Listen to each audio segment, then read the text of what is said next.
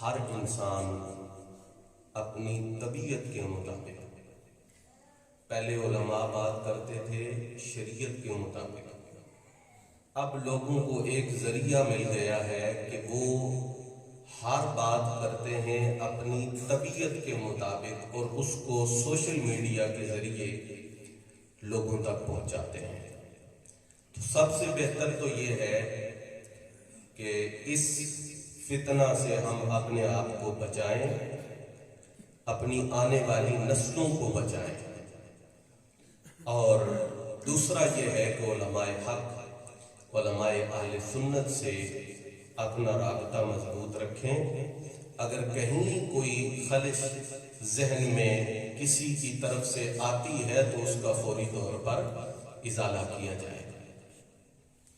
آئے دن نئی نئی باتیں سننے کو ملتی ہیں۔ قرآن مجید فرقان حمید میں حضرت جناب سیدنا ابو بکر صدیق رضی اللہ تعالیٰ عنہ کے متعلق جتنی بھی آیات نازل ہوئی ہیں ان میں یہ احتمال موجود ہے کہ دیگر ہستیاں بھی آپ کے ساتھ اس شرافت میں، اس کرامت میں شریک ہیں۔ قرآن کی کئی آیات، متعدد آیات میں یہ صورتحال ہے، لیکن ایک جگہ ایسی ہے جس آیت کا تعلق صرف ایک ہستی سے ہے، اور وہ حضرت جناب سیدنا ابو بکر صدیق رضی اللہ تعالیٰ۔ اللہ تعالیٰ نے فرمایا ثانی اثنین اذ ہما فی الغار اذ یقول لصاحبہ، یہ ایک ہستی، کوئی دوسرا اس وقت شریک نہیں۔ اور اس دور میں چند روز پہلے ہم نے سنا ہے کہ یہ فتنہ اٹھا کے ایک طبقہ کی طرف سے کہا گیا کہ دوران سفر اور ہجرت کا جو حضور نبی پاک علیہ السلام کا یہ وقت تھا، اس میں جناب ابو بکر صدیق حضور کے ساتھ تھے ہی نہیں۔ یعنی یہ وہ شان ہے جو تنہا آپ کی شان ہے، اس میں کوئی شریک ہی نہیں ہے۔ تو اس کا اظہار کر دیا گیا، اور اس پر میں صرف اشارہ کر رہا ہوں۔ دلیل کیا ہے کہ قبا، مسجد قبا میں نمازیں ہوتی تھیں حضور کے جانے سے پہلے، اور حضرت ابو بکر صدیق وہاں امامت کرواتے تھے، یہ صحیح بخاری میں لکھا ہوا ہے۔ تو پھر ہجرت کے سفر میں اگر وہ حضور کے ساتھ ہوتے تو پھر وہاں پہلے وہ پہنچ کر امامت کیسے کروا سکتے؟ تو میں بڑی ذمہ داری سے عرض کرتا ہوں، علماء اہل سنت الحمدللہ جس طرح کے سیدہ طیبہ طاہرہ سیدۃ نساء العالمین سلام اللہ تعالی علیہا کے حوالہ سے چند سال پہلے اٹھنے والے ایک فتنہ کا خوبصورت انداز میں رد فرما چکے ہیں، فرقہ خطائیہ طبقہ ملعونہ کو جس مدلل انداز میں جواب دیا جا چکا ہے، حضرت سیدنا صدیق اکبر کی اس عظمت اور شان کا دفاع کرنے کے لیے ہر فارم پہ، ہر پلیٹ فارم پہ آج بھی علماء اہل سنت حاضر ہیں۔ اور میں آپ کو پوری ذمہ داری سے کہتا ہوں کہ اس ہجرت کے سفر کے اندر نبی پاک علیہ السلام کے صاحب صرف جناب صدیق اکبر۔ اس بات کو ہم قرآن سے بھی ثابت کر سکتے ہیں، احادیث طیبہ سے بھی ثابت کر سکتے ہیں، اور اس پر سینکڑوں ہزاروں کی تعداد میں دلائل موجود ہیں۔ ایک اشارہ اور اس کے بعد دعا کریں گے۔ ہمارے بچے بھی یہ پڑھتے ہیں جو تفاسیر کی کتابیں اور جو عام ترجمے کی کلاسز ہوتی ہیں ان میں، کہ مسجد قباء شریف کی بنیاد کس نے رکھی؟ بولیے بولے بولے، کس نے رکھی؟ کس نے رکھی؟ حضور نے۔ کس نے رکھی؟ سارے بولیے، کس نے رکھی؟ حضور تشریف لائے، سرکار نے آ کر قباء شریف کی بنیاد رکھی ہے۔ وہ کون سی مسجد قباء ہے جو سرکار کے آنے سے پہلے بنی ہے اور جناب صدیق اکبر رضی اللہ تعالیٰ عنہ وہاں امامت فرما رہے ہیں؟ یہ روایات جو بخاری میں ہے، جہاں جناب صدیق اکبر کے مسجد قباء شریف کے اندر امامت فرمانے کا ذکر ہے، یہ نبی پاک علیہ السلام کے مدینہ طیبہ تشریف لانے کے بعد کی روایات ہے۔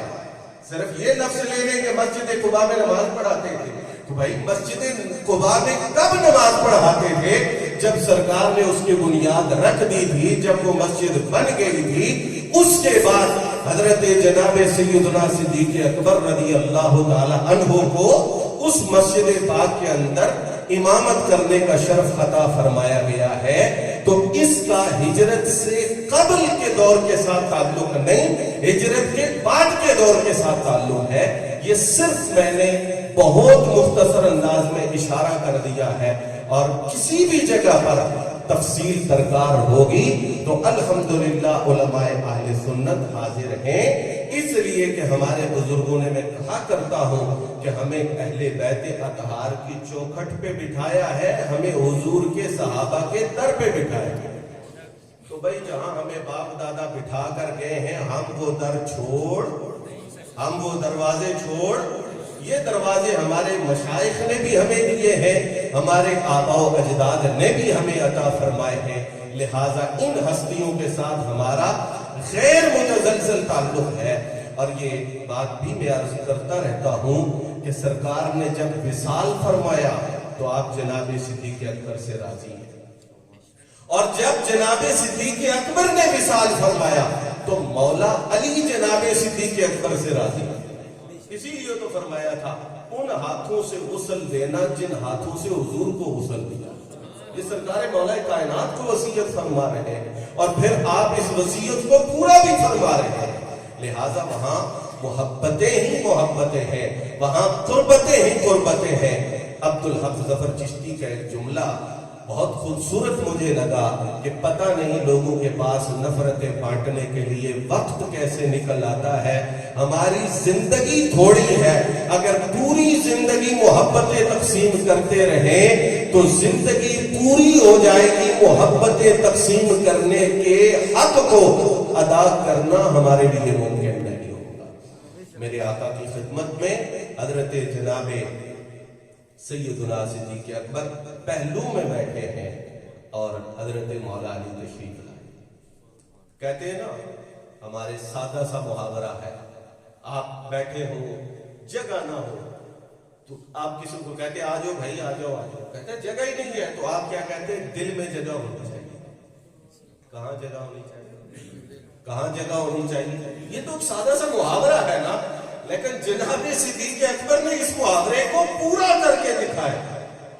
آپ بیٹھے حضور کے پہلو میں، مولا علی کا، اب یہ زبان سے تو ہر کوئی کہہ دیتا ہے دل میں جگہ ہونی چاہیے، لیکن جب آپ اپنی سیٹ پہ کسی کو بٹھا کے 1 گھنٹہ سفر کریں گے تو آپ کے دل کو تکلیف ہونا شروع ہو جائے گی کہ بھائی دل پہ اتنی زیادہ جگہ بھی تو نہیں ہوتی۔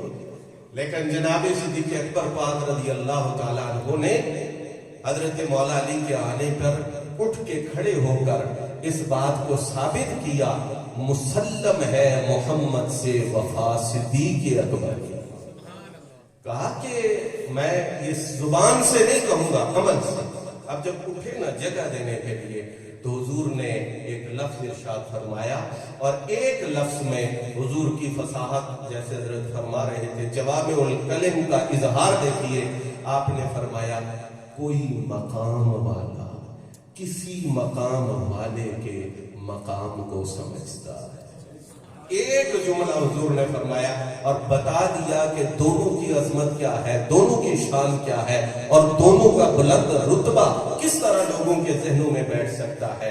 اور حضرت ابوبکر صدیق اٹھ کے کھڑے ہوئے، یہ ظاہر کیا کہ میرے دل میں علی کی جگہ ہے، اور پھر اپنی جگہ پہ بٹھایا، یعنی جو ظاہری جگہ تھی وہ بھی آپ کو پیش کر دی، اور اس کا صلہ اور بدلہ دیکھیے۔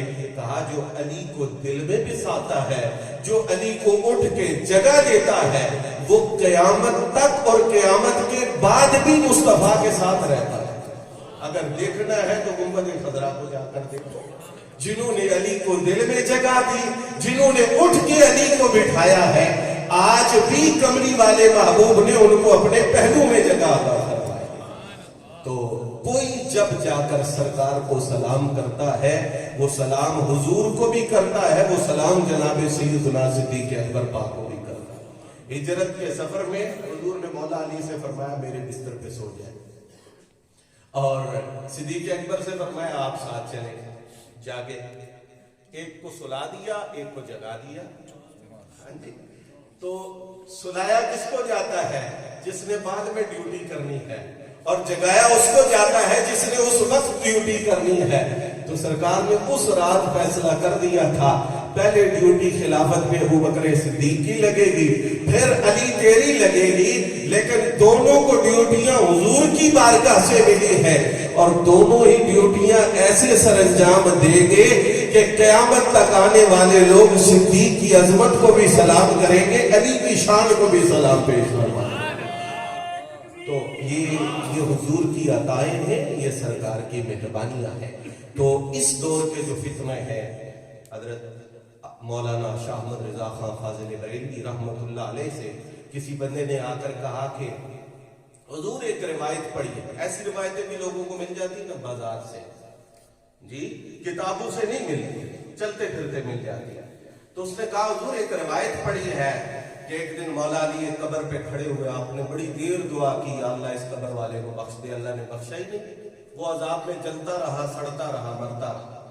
اور جناب سیدنا صدیق اکبر رضی اللہ تعالیٰ عنہ نے اپنی مبارک ریش کو کنگا کیا، اور آپ کی مبارک ریش سے ایک بال اترا، اور وہ بال ہوا میں چلتے چلتے چلتے چلتے چلتے چلتے اس بندے کی قبر پہ پہنچا. اور جیسے وہ بال پہنچا تو اس بندے کا عذاب دور ہوا. اس سے پتا چل گیا کہ صدیق اکبر کی شان کیا ہے. ایسی شانوں پہ سبحان اللہ نہ کہا. ہم بھی ایسے سادے مرادے لوگ ہیں، جو بھی کوئی بات کر دے تو ہمیں پتہ نہیں ہوتا کہ ہم کیا سن رہے ہیں اور کیا وہ کہہ رہا ہے.